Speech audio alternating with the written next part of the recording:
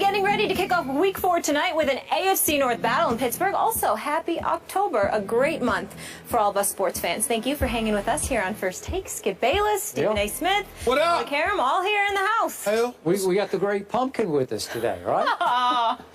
I like it. I like it. I do. I seriously do. I know you ain't talking with someone else. That's for October. I know, I like it. Y'all want to hate on me this time? I'm not hating. We're not. I like it. All right. We're not. You look very cute in orange. All right, but Miss Skip, Connecticut. that suit really is on point. Oh, thank you. I like that. Oh, well, you don't have to say that. Please. Please. Oh, my Lord. Just piling on. Kissing up. Are you You guys kidding want to me? go pumpkin picking? Oh, please. Please, you got to be crazy. Get some apple cider. Let's go. Let's go. Haunted house. It's gonna be one of those days. Coming up, We the got to Blue get Jays. serious. Yes. Right. Game face clinched the AL East last night, forcing Stephen A's Yanks, I really am piling on, to fight for the wild card spot. How worried is our Mr. Yankee? Plus, LeBron says there'll be no love lost on the Cavs this season. We'll explain that later in the program. But first, it's Thursday, so you all know what that means. Football.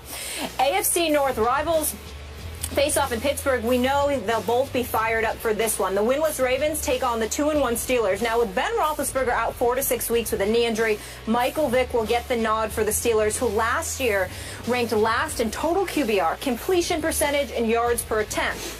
On the other side, take a look at how Big Ben has fared against the Ravens, 11-7 compared to other Steelers quarterbacks, 1-6. No bueno.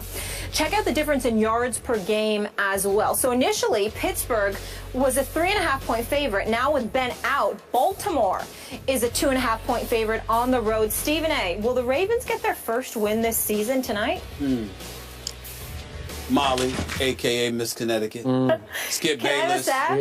Skip Bayless. Yeah, a.k.a. hater. Yeah. I'm glad you know it. Glad you said it. Let me say this to you.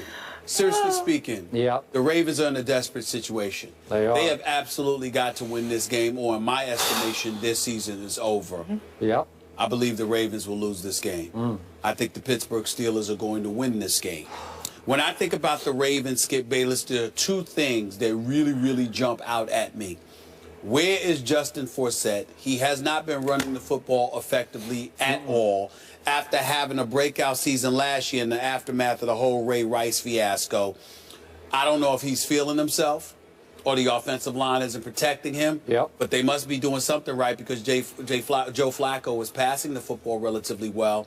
I think that when you look at the problems in Baltimore's offense, it's twofold. One is that they don't seem to have any kind of a running game whatsoever. And two is because Steve Smith Sr. seems to be the only individual that they can throw the football to. So the absence of weapons at the receiver spot combined with the absence of a running game has really neutralized them to some degree. Didn't stop them from putting up 30 on the Oakland Raiders, of course. And it didn't stop them from coming back and taking the lead against Cincinnati because they got so much heart. But nevertheless, something was clearly missing. Something is clearly missing. And then when I remember also, the other thing that we get just on the offensive side of the ball, on the defensive side of the ball, once upon a time, we were raving about the Ravens secondary, okay? We were raving about them. And then you looked at them against and how they opened the season against Denver. That's one of the things that escalated the question marks about Peyton Manning.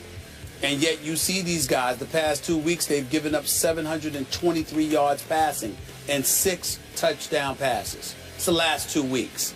Now, they're going against a Pittsburgh Steelers offense without Big Ben Roethlisberger, with a Michael Vick, who is no Big Ben Roethlisberger.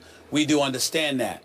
But they do have Le'Veon Bell back. They still have D'Angelo Williams, who filled in admirably in Le'Veon Bell's absence over the first 2 games due to the substance abuse violation.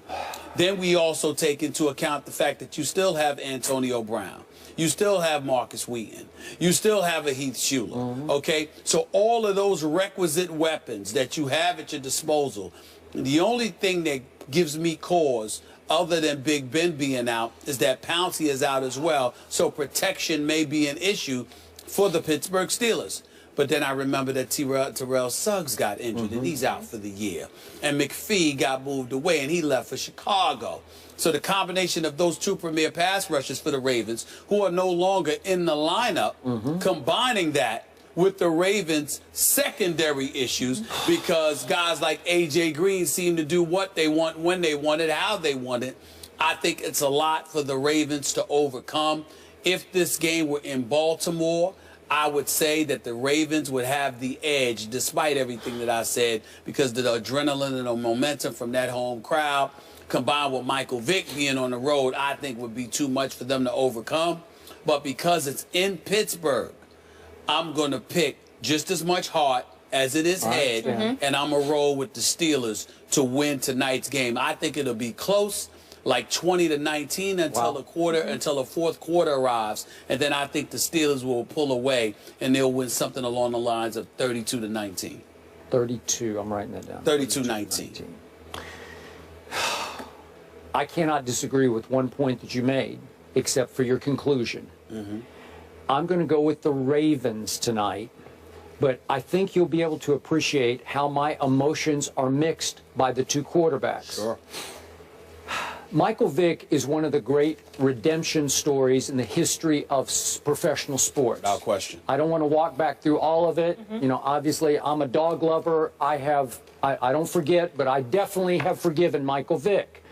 And I throw that out there just because what he has done to rehabilitate not only his image, but just his whole being, the way he carries himself, which I find 100% authentic and genuine, is it is up there with some of the greatest things I've seen off the field in all my time covering sports. So I have become, and I know the dog lovers are going to say, how can you say this? But I've become a Michael Vick fan. That would be because he's become a good man. He has become a good man. And I get that. My heart tells me his heart is in the right place. Even about dogs, it's in the right place. And I also believe in Mike Tomlin because I believe agree. Mike Tomlin wouldn't bring him on unless he was a good man. All right.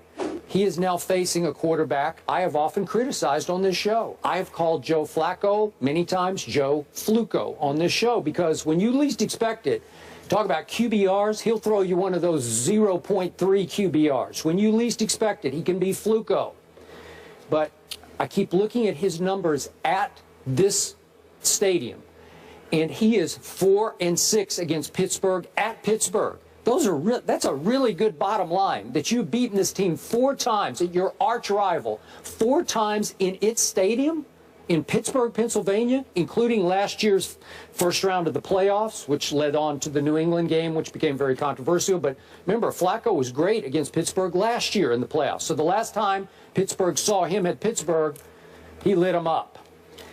I think he's going to do it again tonight. I think he just has Pittsburgh's number at Pittsburgh. And here's my issue. Even though I root for Michael Vick, as you well know, last year for quarterbacks who had 100 or more attempts, he had the worst QBR, scale of 0 to 100, in all of pro football. Last year, his completion percentage for the Jets was the worst in pro football.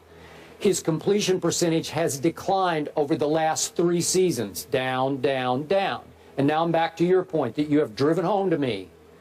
Man, he's like a punch-drunk fighter, right? A boxer. Am I right? Like you have cauliflower, not ear, but body. Like everything's beat up. You have taken such a beating for so long that the cumulative impact of that, I'm going to use your line, he gets hit in the ribs and he grabs his head. In Philadelphia. Mike Vick knows where I stand with that. Yep. I mean, it used to drive me crazy when he was in Philadelphia. I thought he was on suicide watch, for crying out loud, because of the lack of protection that he was getting from that offensive line. I just thought that he was like the Walking Dead. And I remember one time, that I forgot who it was, for Arizona, when they caught him, the Eagles were at the 2-yard line. Yep, I remember this. Yeah, and he got hit, and he dropped like a corpse. And he dropped the football. And he dropped the football the other way. Yeah, for 6 points. Yeah. It's just unbelievable how much he got hit in Philadelphia. Okay, so I know that Mike Tomlin loves him some Michael Vick. They went to the same high school in Virginia. Okay, my issue is, and I asked you this yesterday, are you sure Mike Tomlin didn't bring him in as his backup to Big Ben more with his heart than his head? Maybe, because now you're thrown into a short week prep situation to throw Michael Vick into the fire of an offense that we all agree has lots of weapons, except the quarterback he's replacing plays completely differently than Michael Vick plays. So you're going to just change horses in midstream, so to speak? Really? Those are good points. I can't argue with any of your points either. But let me ask you this question, and this is a legit, serious question. I really want to know what your thoughts are about this. Skip Bayless, in my opinion, there's no way in hell that Michael Vick should have been on the outside looking for a job. A starting job is one thing, but a backup job in this league, I know at least 10 starters that he could be in the NFL ahead of. Let me ask you this question. When you look at Michael Vick, regardless of your questions, how much of that is about what you're saying in terms of cauliflower, taking hits, in terms of his lack of production? How much is it about that, or how much is it about you, not emotionally, but internally just asking yourself the question, wait a minute, why didn't anybody pick him up? Maybe there's something really, really missing here. How much of it is that? Because I think that if he had come in a Steelers camp from the beginning of the training camp, and that's just where he landed, I'm not sure if any of us would have the questions to this degree that we have now. It's the fact that nobody seemed to want to touch him that really resonates with me. What do you think about that?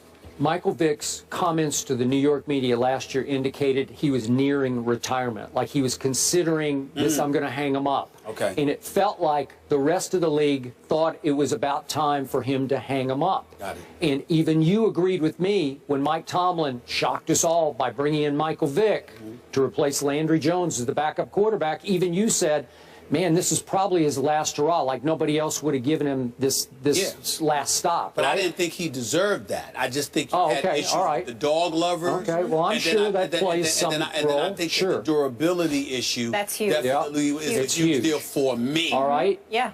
Okay, so given that, you have now picked your Pittsburgh Steelers to score 32 points tonight with Michael Vick at quarterback.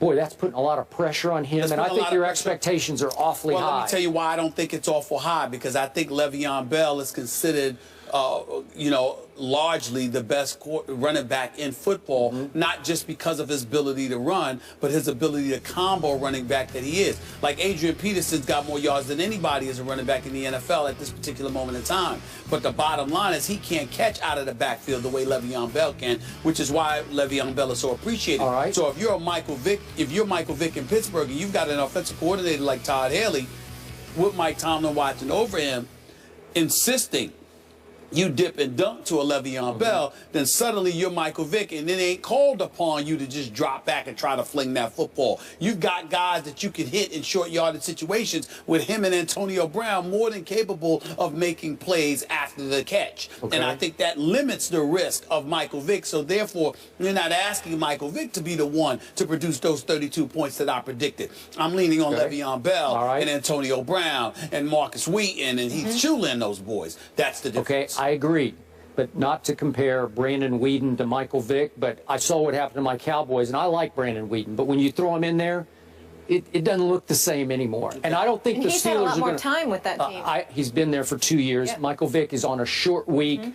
My goodness, that's a lot to ask him. I think he's going to have his struggles tonight. Okay. By the way, I meant Heath Miller. I'm sorry. Heath Miller. Yeah, I know. You got it. Okay, so now back to the Ravens. I'm going to dig in on this. Okay. I still think they're being underrated.